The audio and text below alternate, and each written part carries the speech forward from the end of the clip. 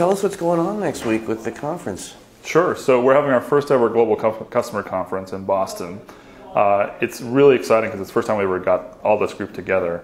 We're going to have over 500 people there. It's all of our customers and our partners all together in one place for 3 days, and we're really excited about it. It's the first time this group has all gotten together in one place. It's something that it's a group that's been trying to get together for a while. We've had little events all over the world, little meetups and things like that. We've never had everybody together in one place, so we're really excited about it. There's so much knowledge and learning that is happening out there in our community that is not captured anywhere, and getting everybody together and having an opportunity to share that in presentations is really exciting. We've also got some product announcements, some roadmap visibility that we're going to be able to provide our customers that is really exciting as well. So that'll be a bit of a fun part of it, and we're going to have a lot of fun.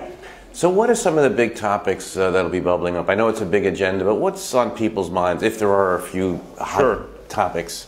Sure. So a lot of things that we're going to be talking about, particularly in the keynote sessions, and also in some of the other sessions as well, is how do you actually create business value from video? What we found is that it's not so much about the bits and bytes, but it's about how do you connect all the pieces of technology together to actually execute a business strategy. So it's things like monetization, best practices around monetization. I'll be doing a panel discussion on that. We're going to be talking about new pay models and DRM technologies and TV everywhere, and how does that all play into the whole mix of things. We'll also be helping people learn about mobile technologies and how they can actually target different types of platforms with their content. And the best practices for doing that as well. There's a tremendous amount of interest there as well. So just give us a quick update on how big you guys are. There's been a lot of growth. There's been a lot of global expansion. Can you talk about that in terms of the number of customers, perhaps the amount of streams? And sure.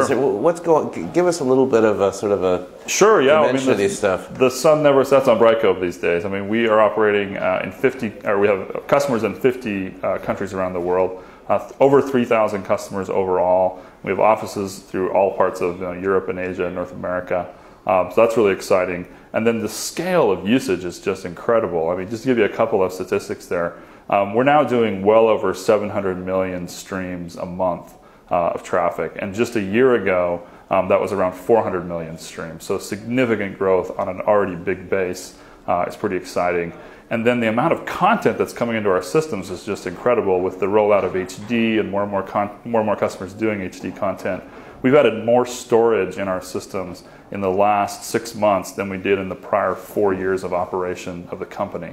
And that's pretty amazing. I mean, literally, we got new storage showing up every single day that we're putting out into our data centers. So that's been a real interesting thing, trying to stay ahead of this wave of content coming at us. And is the content, I mean, it's a little bit of everything, I suppose, but is it a lot of it sort of premium content? Is it a lot of corporate content? Is it, Sure. How is it shaping up, or what are the Well, areas it's all kinds of content. I mean, we have a very diverse customer base. With 3,000 customers, we've got everywhere from small, medium businesses, which, by the way, are also doing HD content. It's not just large organizations. Getting an HD camera is not as expensive as it used to be.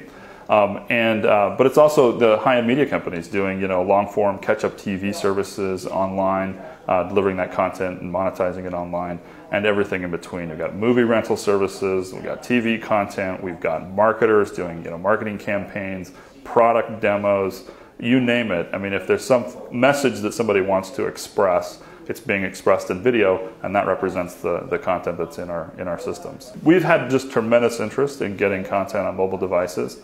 I would say as a percentage of the total amount of streams that we do, mobile devices still accounts for a small minority of that, but it's a very strategic minority to the customers, and they want to make sure that their content is looking great in those environments and that they can advertise and otherwise monetize content in those environments, both in like the mobile web as well as in apps. And so I would say it's a topic with every single one of our customers, is how can they execute that strategy. But as an actual quantitative measure, it's still relatively small, but growing very quickly. I mean, we do track it month over month, and it does continue to expand. And what about for Roku and Boxy and the connected TVs, and you guys are working with LG, I know. Are there challenges in terms of getting a publisher's content onto those devices, or is it just sort of automatically part of the Brightcove system? Sure. Well, we provide the base infrastructure in terms of a content library that can be accessed through APIs and feeds, and that really is the foundation for serving content into all of these different environments. And then for different environments, we create SDKs. We have an Android SDK, an iPhone SDK, and we're working on an SDK together with LG to be able to easily build application experiences that pull content out of the Brightcove system and then display it on these different devices.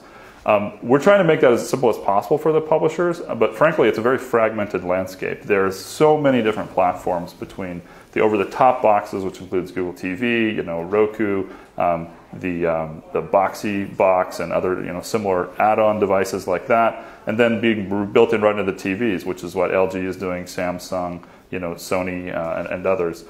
There's just so many of them, and they're all slightly different. Some of them have Flash and DRM technology. Some of them have HTML5 and different DRM technology. Some of them have no DRM technology. So what kinds of content you can put in different boxes and the types of experiences that you can enable is a pretty uneven, bumpy road out there. And we'd like to make that a little simpler for publishers over time. But it's just one of those things where you got tremendous proliferation going on right now because it's a gold rush. And I think it'll settle down a little bit more over time, and we want to help people do that as efficiently as possible.